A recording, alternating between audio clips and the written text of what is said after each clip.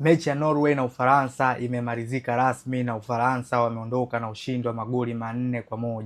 Magoli hayo matano yaliofuka kwenye mchezo mmoja. Magoli 4 yalishuhudiwa kwenye kipindi cha kwanza ambapo Ballon d'Or winner baada ya kipindi cha muda mrefu kuongelewa kuwa hafanyi vizuri akiwa na timu ya taifa ya Ufaransa, hatimaye leo ameingia kwenye scoring sheet na kafunga magoli matatu.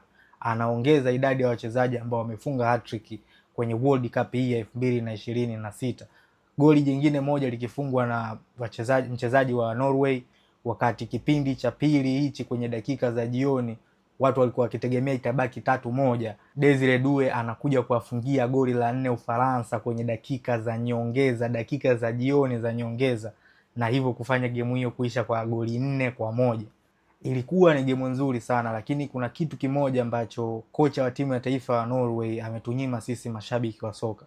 Hii mechi watu wengi tulikuwa tunaiangalia tunatamani kumuona Mbappe na Haaland kwenye hii mechi watakuwa ni wa moto kiasi gani kulinganisha na performance yao ambayo ipo kwa sasa hivi kwenye hii World Cup 2026. Lakini turns out kocha wa timu hiyo ya taifa ya Norway akaamua kumweka bench Haaland na hajacheza hata sekunde moja kwenye huu mchezo. Kwenye hichi kipindi cha pili Norway walikuwa na kiwango kizuri sana, hasa mchezaji ambaye anaitwa Oscar Bob.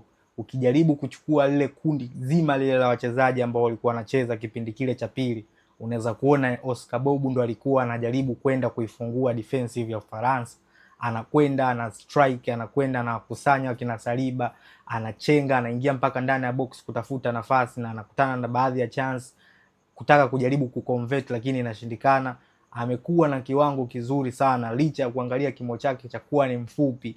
Alikuwa anatoa madhara, alikuwa ni threat kubwa sana kwenye lango la timu ya taifa ya Ufaransa. Na hiyo ndio ilikuwa game kali sana kwa siku ya leo, kwa maana game kubwa kwa siku ya leo, na Ufaransa wamefanikiwa kuonyesha ukubwa wao kwa kuondoka na goli 4-1 ambao unawafanya wanakuwa top kwenye kundi lao, na hatimaye sasa wamefuzu wakiwa kinara kwenye kundi hilo.